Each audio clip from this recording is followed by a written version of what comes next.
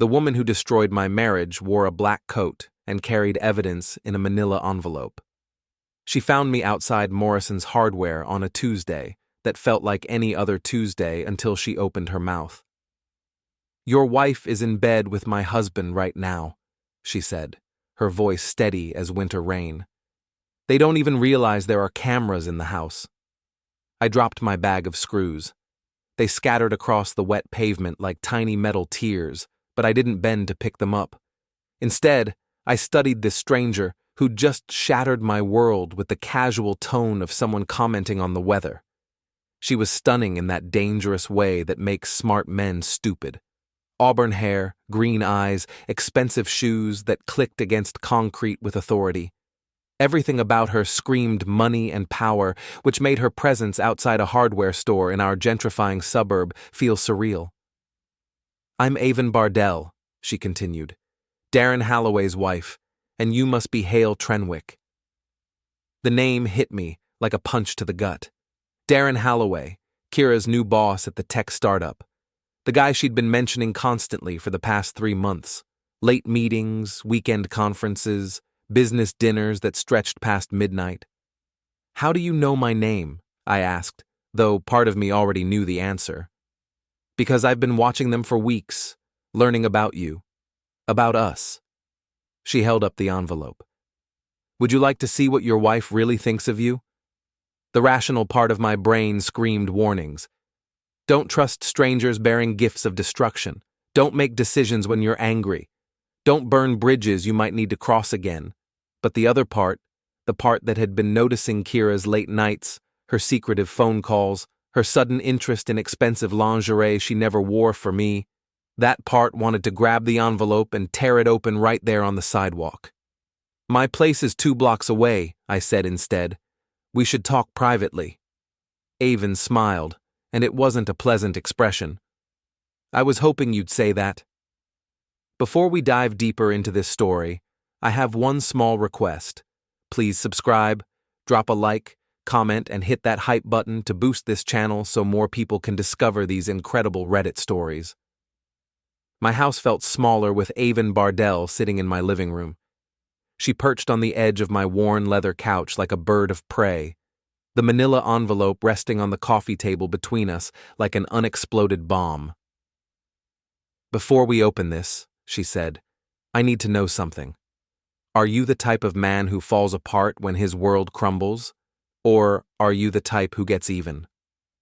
I poured myself 3 fingers of whiskey and didn't offer her any. "Depends on how far they've pushed me." "Far enough." She opened the envelope and spread its contents across the table. Photos, printed text messages, financial records, timestamps, a complete dossier of betrayal. The photos were the worst part. Not because they were explicit, Aven had been tasteful enough to avoid those, but because of the expressions on their faces. Kiera looked happier than I'd seen her in years, relaxed, alive in a way she never was with me anymore. "This was taken last Thursday," Aven said, pointing to a photo of them entering a downtown hotel. "The same day she told you she was working late on the Morrison account." I remembered that night. I'd made dinner, kept it warm for 2 hours, then ate alone while watching the news. When Kiera finally came home at midnight, she'd claimed exhaustion and gone straight to bed. "How long?" I asked. 3 months, maybe longer." Aven's voice carried no sympathy, just cold facts. "Long enough for them to make plans." She showed me printed screenshots of text conversations that made my stomach turn. Not because of the romantic nonsense, though there was plenty of that, but because of how they talked about us. Kiera: "Hale actually thinks I'm working late.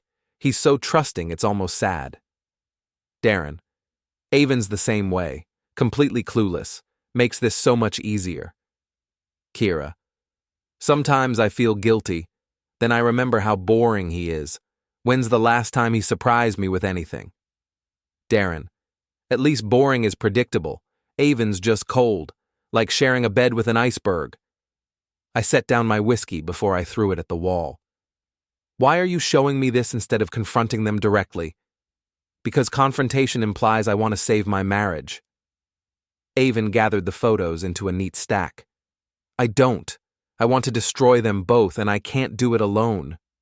What makes you think I want to destroy anyone? She laughed, a sound like breaking glass. Because you're still reading those text messages instead of throwing me out of your house. Because you haven't asked me to leave or demanded I take my evidence with me. And because... She leaned forward, studying my face. You're not surprised. Hurt, yes. Angry, absolutely. But not surprised. You've suspected for a while, haven't you? She was right, and we both knew it. The late nights, the secretive behavior, the way Kiera had started treating our marriage like an obligation instead of a choice. I'd been willfully blind, hoping I was wrong, hoping things would improve on their own. What did you have in mind? I asked. Aven's smile returned, sharp and predatory. First, we gather more evidence. Then we make them sweat. And finally, she stood, smoothing down her coat. We give them exactly what they deserve. The flowers arrived at Kiera's office on Wednesday morning. 24 red roses with a card that read, "Nice camera smile, a secret admirer." I knew this because I was sitting in the parking garage across the street, watching through binoculars as she carried them inside. Even from a distance, I could see her confusion, the way she kept looking over her shoulder as if someone might be watching. Someone was. Phase 1 complete, I texted Aven. Darren found his car this morning, she replied. He's not handling it well. The car had been my handiwork. Nothing permanent, just cheater keyed into the paint in neon green letters and his gym bag dumped in the parking lot with its contents scattered by the wind. Petty? Absolutely. Satisfying? More than I'd expected. My phone buzzed with another message from Aven. Coffee shop on 5th Street. 1 hour. Bring your friend Kai. Kai Dornell had been my roommate in college and remained my closest friend despite our different paths in life. While I'd gone into blue-collar work, he'd become a cybersecurity analyst for a firm downtown. More importantly, he had flexible ethics and enjoyed chaos. This is either the stupidest thing you've ever done or the most brilliant, he said after I explained the situation. I'm leaning toward stupid, but I'm intrigued enough to help. The coffee shop was crowded, providing perfect cover for our conversation. Aven arrived precisely on time, looking like she belonged in a boardroom instead of plotting revenge in a suburban cafe. Gentlemen, she said, sliding into the booth across from us, I have good news and better news. The good news is they're both rattled. Kiera called in a security concern about the flowers, and Darren filed a police report about his car. And the better news? Kai asked. They're meeting tonight at the Riverside Hotel, same place they've been using for weeks. She slid a tablet across the table. I've been tracking their patterns. Every Tuesday and Friday, room 237, registered under fake names. Kai whistled low. You've been busy. I don't do anything halfway. Aven's green eyes fixed on mine. The question is, how far are you willing to go? I thought about Kiera's text messages, about the way she'd been treating me like an inconvenience in my own home, about the years I'd spent trying to be the husband she wanted while she was planning to replace me entirely. As far as it takes, I said. Good. Aven smiled. Because tonight, we're going to make them realize they're not as clever as they think. The plan was simple but effective. While they were occupied in their hotel room, we'd be in the parking lot, documenting everything. Not just their arrival and departure, but their body language, their casual intimacy, their complete disregard for the marriages they were destroying. Evidence for the divorce proceedings? Kai asked. Evidence for everything, Aven corrected. Divorce, yes, but also their employers, their friends, their families. I want everyone to know exactly what kind of people they are. As we left the coffee shop, I felt something I hadn't experienced in months. Purpose. For too long, I'd been passive in my own life, letting things happen to me instead of taking control. That was about to change. Kiera wanted excitement. She was about to get more than she'd bargained for. Friday night found me crouched behind a concrete pillar in the Riverside Hotel parking garage, feeling like a character in one of those noir films Kiera used to love. The irony wasn't lost on me. Aven was positioned near the elevator bank, her expensive camera equipped with a telephoto lens that could capture details from impressive distances. Kai monitored from his car, tracking their phones and coordinating our movements through earpieces that made us feel like spies. "Target 1 approaching," Kai's voice crackled in my ear. "Darren's BMW, entering from the north entrance." I watched through my own camera as Darren Halloway parked his freshly repaired car. He was exactly what I'd expected. Tall, polished, wearing a suit that probably cost more than I made in a month. The kind of man who'd never worked with his hands or worried about making rent. He checked his reflection in the car window before walking toward the hotel entrance, completely oblivious to our presence. "Target 2, 5 minutes out," Kai reported. Kiera arrived in her Honda, looking nervous but excited. She'd dressed up for the occasion, the black dress I'd complimented her on last month, the one she'd claimed was too fancy for our dinner dates. Apparently, it was just fancy enough for her boss. "They're both inside," Aven whispered through the comm. "Moving to position 2. We'd rehearsed this. While they were upstairs pretending their affair was romantic instead of pathetic, we'd be gathering evidence that would make denial impossible. Not just photos, but video, timestamps, license plates, credit card receipts from the hotel bar. "This feels wrong," I admitted as we regrouped near Aven's car. "What feels wrong?" she asked. "Documenting the truth? Protecting yourself from people who are planning to rob you blind?" She was right, of course. This wasn't just about infidelity anymore. The text messages Kai had recovered from Kiera's cloud backup revealed plans that went beyond simple adultery. They were discussing my house, our house, like it was already theirs.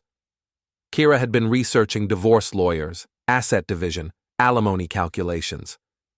"She's been planning this for months," Kai said, scrolling through his tablet. "Look at her search history. How to hide assets during divorce.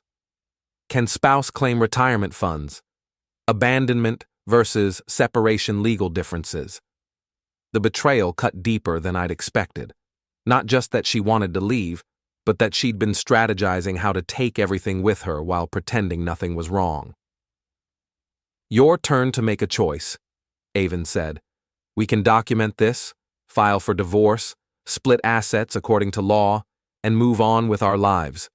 Or," she paused, studying my expression, "we can make sure they understand exactly what they've lost." "What's the difference?" "The difference is whether they walk away thinking they're victims of circumstance, or whether they spend the rest of their lives knowing they destroyed something good for something worthless." I looked up at the hotel windows, imagining Kiera and Darren in their temporary paradise, believing they'd outsmarted their spouses and gotten away with the perfect crime. They were about to learn otherwise. "Let's make them understand," I said. Monday morning brought chaos to Kiera's office. I knew this because I was monitoring the company's public social media feeds, watching as confused employees posted about some kind of investigation and HR meetings all day. The anonymous tip had been Aven's masterpiece, a carefully crafted email to the company's ethics hotline, complete with evidence of Kiera and Darren's relationship, their use of company resources for personal meetings, and several questionable expense reports that painted a picture of systematic abuse.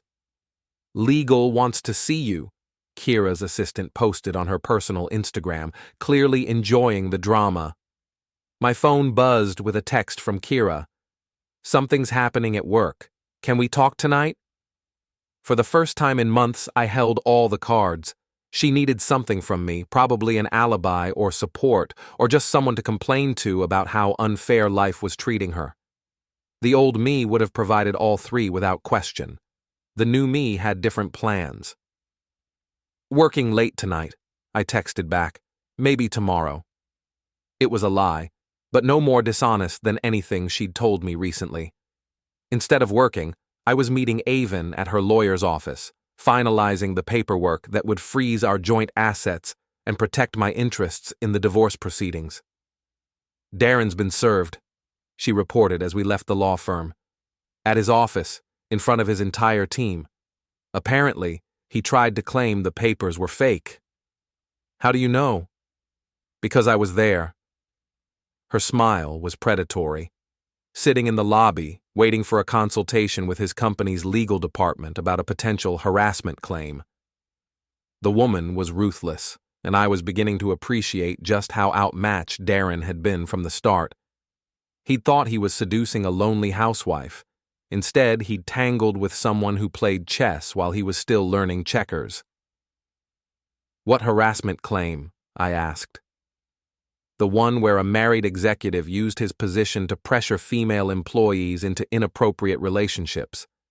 I have 3 other women willing to testify about his behavior. Turns out, your wife wasn't his first workplace conquest. That evening, Kiera came home looking like she'd been through a blender. Her makeup was smudged, her hair disheveled, her usual confidence replaced by something approaching panic. "Hale, we need to talk," she said, dropping her purse by the door. "I'm listening." She sat across from me at our kitchen table, the same table where we'd planned our wedding, discussed buying the house, shared 1,000 ordinary meals during our years together. Now it felt like a negotiating table between enemies. "Someone's been spreading lies about me at work," she began, trying to make it look like I'm having an affair with Darren. I kept my expression neutral. "Are you?" "Of course not." The denial came too quickly, too forcefully. "How could you even ask me that?" "Because you've been acting strange for months. Late nights, secretive phone calls, new clothes you never wear around me." I leaned back in my chair. "Because you've been treating me like a roommate instead of a husband. Work has been stressful. Stop." I pulled out my phone and opened the folder Kai had created, filled with screenshots and evidence. "I know about the hotel. I know about the text messages. I know about your plans for the house and the divorce lawyers and everything else." The color drained from her face. For a moment, she looked like the woman I'd married, vulnerable, human, capable of shame. Then her expression hardened into something I barely recognized. "You've been spying on me. I've been protecting myself from someone who was planning to destroy me." She stood abruptly, knocking over her chair. "This is exactly why I—" She caught herself, but not quickly enough. "Why you what? Why you decided I wasn't worth staying faithful to? Why you fell in love with your boss? Why you've been planning to take everything I've worked for and start over with someone else? You don't understand." "I understand perfectly." I stood as well, feeling calmer than I had in months. "You wanted excitement. You wanted passion. You wanted someone who would make you feel special and important and desired." "Yes," she whispered. "Then you should have asked for a divorce before you found him. You should have been honest instead of making me feel like I was going crazy. You should have treated me with enough respect to end our marriage before you started your new one." Tears were streaming down her face now, but I felt nothing. No sympathy, no desire to comfort her, no instinct to fix what was broken between us. "What happens now?" she asked. "Now you pack your things and find somewhere else to stay. Tomorrow, you'll receive divorce papers. Next week, you'll discover that your boyfriend's wife has filed complaints with his company, the Better Business Bureau, and several other organizations that take a dim view of workplace harassment. You can't do this to us. I'm not doing anything to you. I'm simply allowing the consequences of your choices to unfold naturally." I walked toward the door. "You wanted a different life, Kiera. Congratulations, you're about to get one." As I left the house, my house, which would remain my house thanks to Aven's legal maneuvering, I heard Kiera calling my name, but I didn't look back. Some bridges are meant to burn. 6 months later, I stood on the roof of Darren's former office building, watching the sunset paint the city in shades of gold and crimson. The building had been sold after his company collapsed under the weight of harassment lawsuits and financial irregularities that Aven's investigation had uncovered. Kiera had moved back in with her parents after losing her job and discovering that her boyfriend's promises of a future together evaporated the moment his own world started crumbling.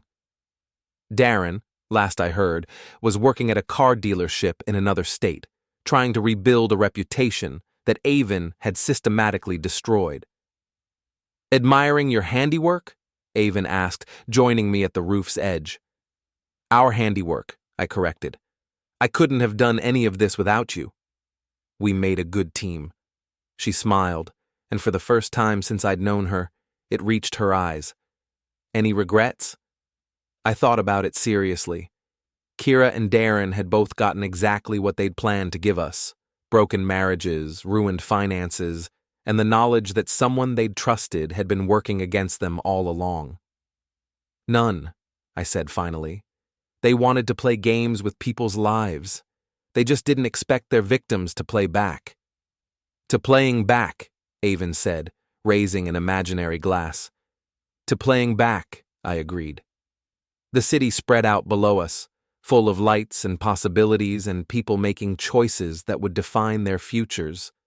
Some of them would choose loyalty and honesty and love. Others would choose deception and selfishness and betrayal. I'd learned which type I was dealing with, and more importantly, I'd learned which type I was myself. Sometimes the villain wins. Sometimes that's exactly what justice looks like.